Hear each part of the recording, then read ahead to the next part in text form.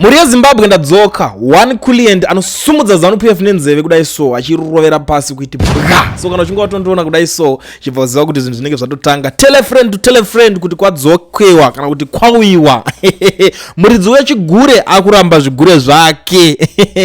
Pari kupisa. So pamazuva mashoma adarika yati nenyaya takambobuda tichitaura panapa pari kutaura nyaya yekuti Zoni Tagwirei ndiye ari kuita sei ari kuataka vanhu achinosvotesana mutsvangwa achinoita sei on social media and tiri kuona kuti aiwa nyaya yacho yaramba ichitoenderera kumberi. So nhasi pane post imwe yabudikira ichitaurwa panapa pane inonzi land tenure updates what inonge ichiitwa on X inova iyo iri kurepresenta kuda Tagwirei neimwe yacho yakanzi Elder Tagwirei. Saka panapa pane imwe post yavabudisa vachiti a new era led by Dr. Elder Tagwirei. Zimbabwe is undergoing a transformative shift in land ownership spearheaded by Elder Tagwirei, chairperson of Land Tenure Implementation Committee. This initiative is part of President Emerson Mnangagwa's Vision 2030 agenda aiming to empower citizens, especially youth and women, through secure land ownership and economic opportunity. Andisarambe nchiverenga nchienda kuzasi kwacho because zvinorarisa zvanga zvakanyorwa ipapo munozokotsira inani ndoto vanhu varare ndoda kuti vanhu vasumudze zanu nenzeve kudai so vachirovera pasi kuiti chi saka zvaitika izvozvo manje tisikuda kujaja according maposti zakamboitika kumashura apa takazotanga kuona vamwe vakuzviti hanzi varakashi chinchi zvakabowa jojaramba izvo varakashi because it seems like these people vakutanga kupusha vanhu vakaita saTagwirei wiki neuchivhayo ndo vakutopusha number 1 kutodarika Mnangagwa wacho and ipo pari kunzi aiwa the reason yakaita kuti paitwe varakashi reason yakaita kuti paitwe zvese zvimanhingirikini zvimagrupu zvima-initiative zvese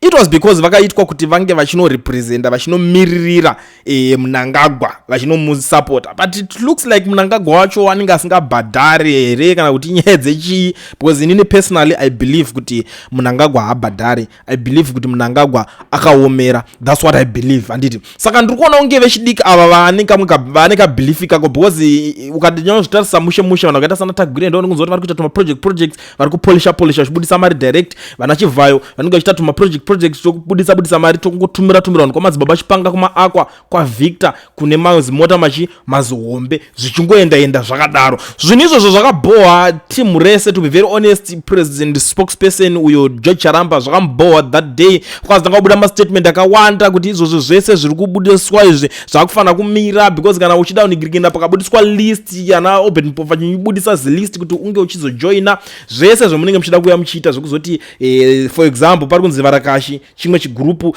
chakati for ed zvikanzi zvese zvinhu izvozvo panofanira kunge pane nigirikine kunzi kwazvijoina kugona kuti vakarohwa inonzi ambush chekuseri nhasi George Charamba paanzwa post yenda nchikudzei nchitinoradisai akwira BP zvisingaite tiri kutaura kuti ukaona munhu akusvika pakupupuma nefuro nehasha kudaro aiziva kuti panenge pachibvira ndakagara ndakazvitaura zvangu kuti one day is one day vachatangawo kutanga kumwachurana dzungu rese rintu ndofanira twarakashi toyatwa netumari twavanopiwa pemonth vachapedzera vazvisiya tumari twavanenge vachiwana kubva kuna tungwarara it's like haisisiri secret tungwarara ndio kubuda chiti vanhu vese vari social media yakunoku ndikupe mari uri patwitter uri pachii yakunoku utiratidze kuti unoita chii pasocial media utojoinawo chi movement iyoyo yekuti unenge uchiposta 5 posts per day dzekuti uchisimbisa Mnangagwa wazviona manje saka vafana it seems like avachanzwisise imagine kuti munhu akaita sekaika kamwe vanoti mukungunuka ungakachakaudza kuti iwo usasasimbise chivhayo iko kakapuwa mota 3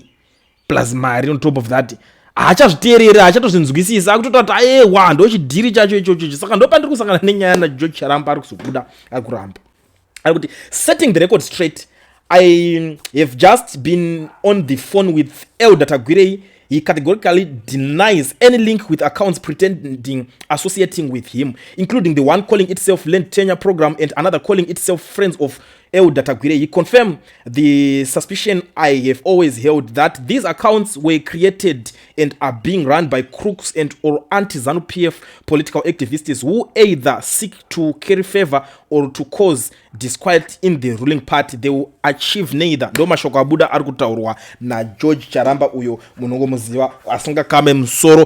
George Charamba munhu anoswera mu office ya president iye asinga kame musoro anenge achinua mukanwa ndiye munhu ari kubuda ari kutaura izvozvo. Saka George Charamba. I don't know kuti George Charamba iye zvakanzi spokesperson wapresident ningiringa president Mnangagwa spokesperson wakuda Tagwirei here. Because nyaya yacho iri kuitika ndeyekuti maaccounts iwawo, to be very honest, pakabuda mutsvangwa achiataka Tagwirei ari kujongwe paya achitara kuti haana Tagwirei hakuna zvemadakuta zvemashortcut zvoda kushandisa mari uchidonzi unopinda mucentral committee. Mashoko aya aitaurwa aya makamanzwa mese. Saka pakabuda chitaura izvozvo, pakakwiriwa BP zvisingaite, vanhu vakakwira BP zvekudaro kuzvimba bhibho nenyaya yemashoko iwayo. Maaccounts ando vatanga kuataka and people were saying Tagwirei akuresponda. Saka Tagwirei hatina kuona face kuti ndiye, but vanhu shoko rangonzi ayo ndi Tagwirei arikutase ari kupindura. And then uyu manje akutanga ari kuda kunodefenda Tagwirei. The same zvinhu zvaari kuramba iye achitaura kuti vanhu vese musamhanyise kutungamidza Tagwirei pamberi, muchida muchide kunotungamidza vamwe vanhu, because Mnangagwa is the face of the party. Handiti iye manje atokanganawo futi same mission yake, akutouya achidefenda Tagwirei instead yekuti Tagwirei arekode kana kavidhio achizviramba kuti ataure ega. Akaramba akanyarara, iye ndiye nyakutoenda kwakunofonera, akuti ndafonera Tagwirei wacho. There is no proof. Hakuna munhu weZANU-PF anotrustika, hakuna munhu weZANU-PF anotaura chokwadi, to be very honest with you. But panapa ndingoti vakuramba zvigure zvavo, but it looks like iye wacho atichaone musiyano wake nevafana vacho vanenge vachisimbisa Tagwirei, because akubuda achidefenda Tagwirei wacho. Taiwa zvakaitwa naningirikini namutsvangwa hazvisiri izvo zviya zvekuti ari kuda kukanganisa legacy yaTagwirei. Tagwirei akazobatsira vanhu akadai, Tagwirei akazodii akadii. Iye Tagwirei wacho akanyarara. Wozi mutsvangwa akabuda straight. Isusu taitotarisira kana iri nyaya yekupindura, Tagwirei wacho ngaapindure face to face. Iye ndiye akuti aiwa zvanzi kunyeba hasiri enda taura naTagwirei pafair, kana kumboshare conversation yacho haana. Don't believe I say George Charamba.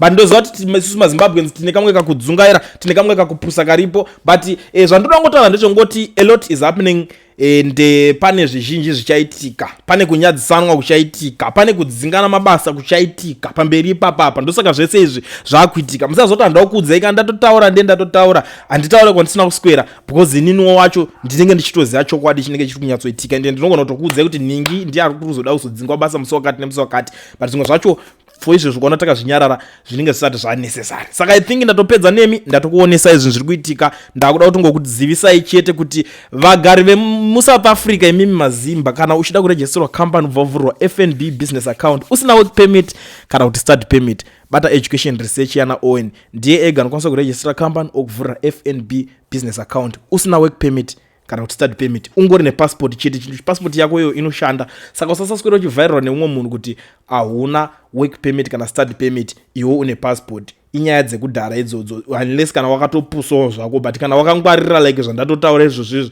gara watora nhamba dzandakuisirapo, ubate Owen akuregistere company yako, naye akuregistere FNB business account yako, naye wotanga kutoitawo madhira ako, wakutosenderwawo mari, wakutoitawo ma-online payments, wakutokwanisa kuto-order zvinhu. Mazuva ano kune zvimwe zvakangowanda ka zviri kungotengerwa online, mungachazvinzwisira. Kuna ana temu iwawo uri kungonzi chakati chekutemu, unototengawo zvinhu zvako patemu nekadhi rako uri mudheni mako. Bosi mazuva ano zvakunetsa, ungachaswera uchimbonofamba uda uenda kuti ndombonotora ndombonosenda mari uko ndozodai kudhara ikoko. Kana zvaya zvekuti uri security wajaira kutambirira mari mumakadhi evamwe vanhu, umwe musi pouchatizwa nesalary ndipo uchiona kuti mahwani chaiwo. Saka garai mabata Owen pane nhamba dzandakusira pascreen, uvhurwe zvako, usasaswera uchikumbira mari. Vanhu vashata mazuva ano, usaswera uchivharirwa nemaZimbabweans vachikuona kunge munhu akapusa, unless kana asi kana uda kuramba wakapusa uchitorwa advantage, haina ndichazvipindire. Ndatopedza nevo.